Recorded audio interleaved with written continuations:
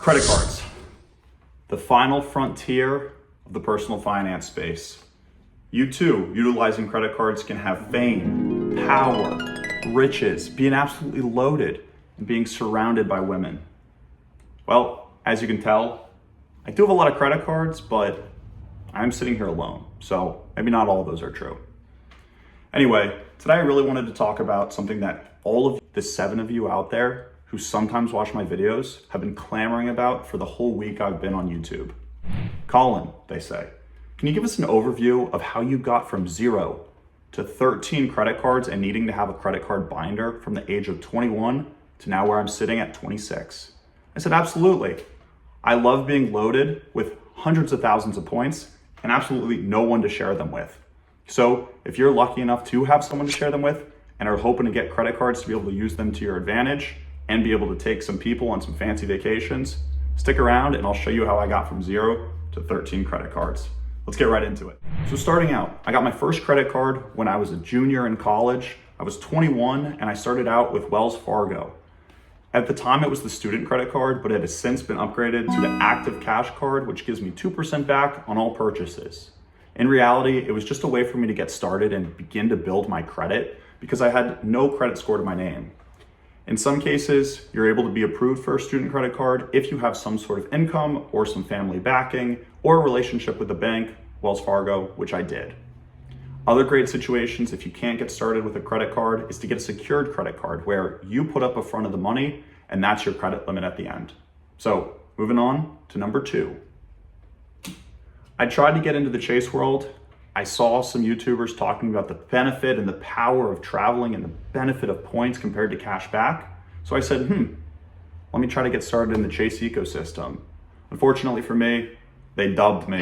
They said, no way, man, not yet. So I went over to Discover. I got the Discover It card, which has 5% rotating categories. And I said, you know what? This isn't so bad. They match your sign up spend for the first year, dollar for dollar. So the first year I ended up with getting about $300 of cash back and they gave me $600 at the end. Chef's kiss. Gosh, I love credit cards. Moving to number 3. I waited about 9 months to build up my credit history and finally I was able to get into Chase. The Chase Freedom Flex, baby. This was my first points earning card and boy, oh boy, did I love it. I got hooked on the sign up bonus. I got hooked on the points. I got hooked on the possibilities. Man, I thought to myself, I'm gonna travel the world for free. And that's what really got the juices flowing on getting it started on my pure, unadulterated addiction to credit cards.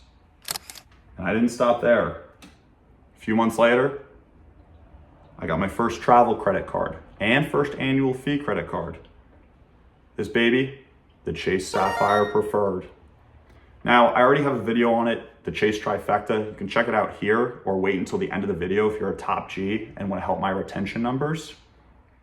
But the Chase Sapphire Preferred is a great travel card. It's pretty loud. You can hear that metal on wood clacking around, and it'll unlock great opportunities to have transfer partners to be able to transfer them out to Hyatt and Marriott and a vast number of airlines that I'll put on the list right now. And this really took my interest in credit cards into the stratosphere. Because now all of a sudden, I had the 20,000 points from the Freedom Flex, another 60,000 from this bad boy, and I started planning. However, we were in COVID, so we weren't really traveling much yet, but I said when COVID ends, I'm gonna go somewhere. I'm gonna go somewhere. You know, I wanna travel, I wanna see the world, and I wanna do it for basically free. That was number 4. Number 5, I rounded out my Chase Trifecta with the Chase Freedom Unlimited. This one's a catch-all card, 1.5% back on everything. And so instead of my Wells Fargo Active Cash, which it had now been converted into, I was using this for 1.5% back on everything else that I didn't fall into my category of my Freedom Flex or travel in the Sapphire.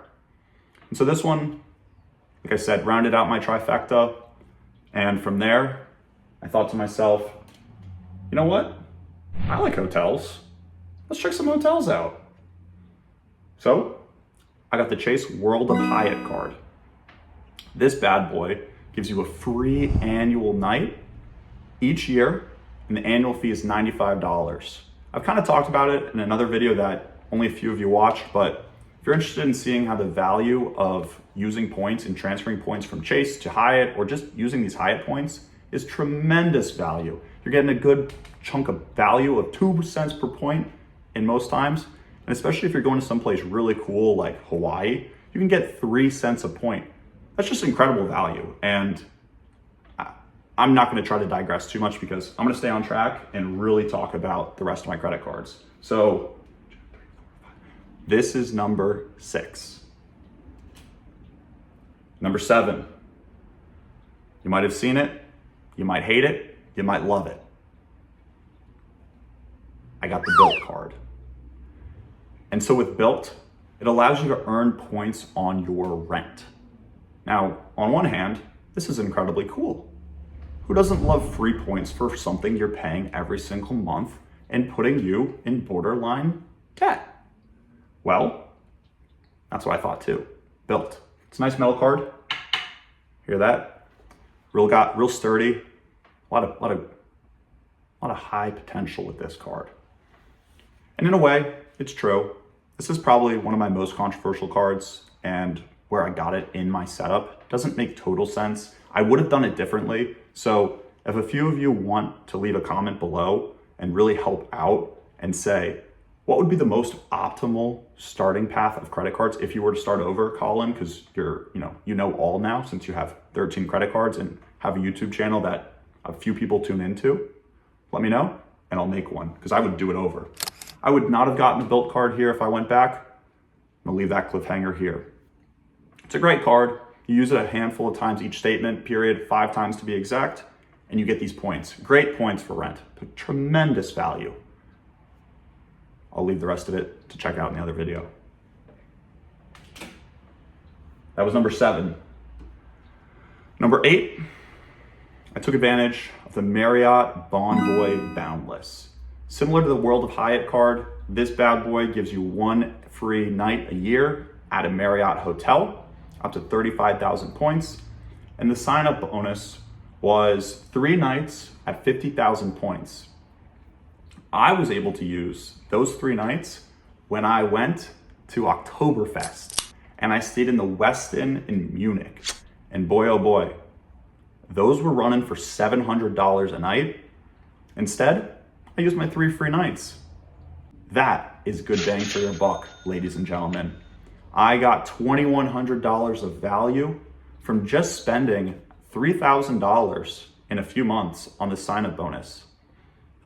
That's winning at the credit card game. And if I had someone to take with me there, wow, they would have thought I really shelled out. No, I'm just kidding. I would have told them I used credit cards because that's what's really cool. That was number 8. Number 9, I had gotten so many cards at that point in time that Capital One said, no way, man, we're not letting you in. So I had applied at the beginning of 2023 to try to get the Capital One Venture X. They said, no, you have way too many cards, brother. Game and I said, over. All right, I can wait. I'm cool. I can wait. So that's what I did. I waited, I want to say 10 months to be able to drop under a certain amount of cards.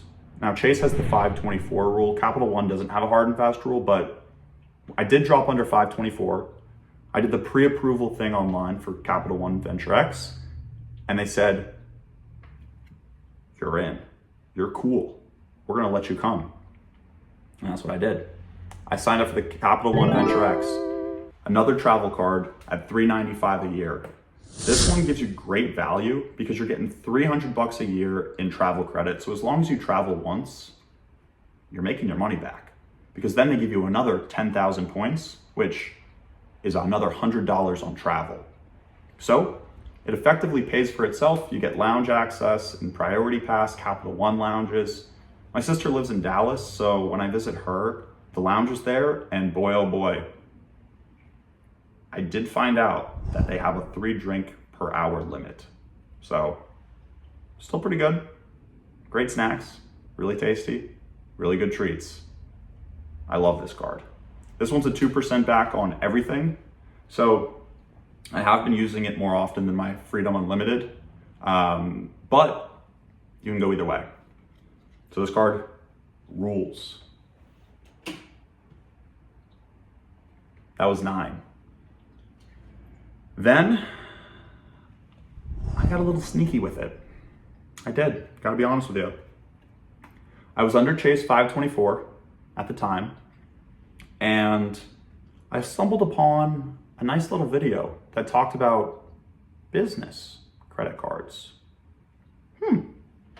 Well, I'd seen all these videos online about how you don't need a business for a business credit card, and how business cards don't count towards your 524 rule, which effectively allows me to get even more credit cards. I think this is when I lost a lot of my friends who wanted to listen to me, because they said, dude, we can follow you for a bit, but if you go rogue and you start getting business credit cards, that's just too much. You're off the deep end, bro. And I said, okay, well, I'm gonna keep going. So I got the Chase Business Cash Card, and this one I got at an elevated sign-up offer. And so I think this one was 100,000 points after spending like $6,000 in 3 months. And Collins Swim Company was born. It was born, and it was prospering. Number 11. I'm gonna stop here for a second. Comment down below and guess which one you think it is. I can wait, because if you made it this far, you're a real one, and I know you're gonna comment down below. Take a guess. All right, you made your guess? While you're down there, also go ahead and like the video. But number 11, another business card, the Chase Business Preferred. I also got this one at an elevated sign-up offer, and I think it was 120,000 points for spending like $8,000 in 3 months, I think. I wanna say 4 months. And I hit it. I was able to hit it. So from these 2 business cards that I got, let me hold the other one up too. From these 2 business cards that I got over 220,000 Chase points. And I know I've talked about it, but Chase points transferring to Hyatt, which is what my MO is, 2 cents a point. That's $4,400 of value. And that'll turn some heads. When you're in the bar or you're meeting new people, and you're talking about credit cards, and they want to know how you're so awesome, right there. That's what does it. So now we're up to number 12. And I was well under Chase 524 because I've been, working on these business cards that don't account for personal limits. And so I got the Chase IHG Premier Card. This one gave me 140,000 IHG points, and also gives you their Diamond Elite status. So you get upgraded check-in, you get a free drink, and you get late checkout. Pretty good. I hadn't stayed in too many IHG properties before, like Holiday Inns or Kimptons, but I'm always looking to expand my horizons, and I thought this was a great way to do it. I'm always high at this, high at that, high at this. Now, IHG. Okay. Anyway, number 13, last but not least, baby. And you guessed it, another business card. This one was the Chase Inc. Business Unlimited.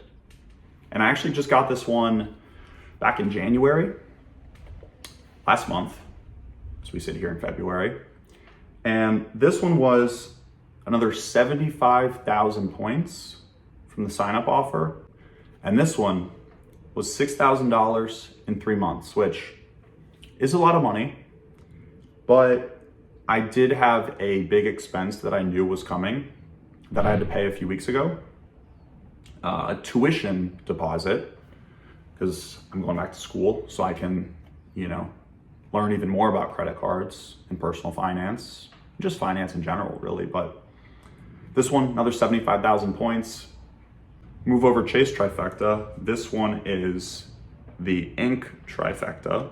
Wow. And that rounds out my 13 whopping credit cards. So, with that, we made it. 0 to 13 credit cards in 5 years flat. Almost to the day, actually, of making this video. So, if you want to have fame, power, riches, glory, a significant other, I don't know if credit cards are going to get you there, but they're certainly fun, and you get to travel as long as you're not carrying interest. And by playing this game, you can see the world in ways that you didn't necessarily think were possible. So stick around for the journey. We're going to unpack some more personal finance topics together, talk about credit cards. I'll give my honest review on these, including making an updated guide on how I would start my credit card journey if I had to do it over when I was 21, a wee lad who didn't know much about credit cards. So let me know if any of these topics are interesting to you. If you've made it to the end, you're a real one.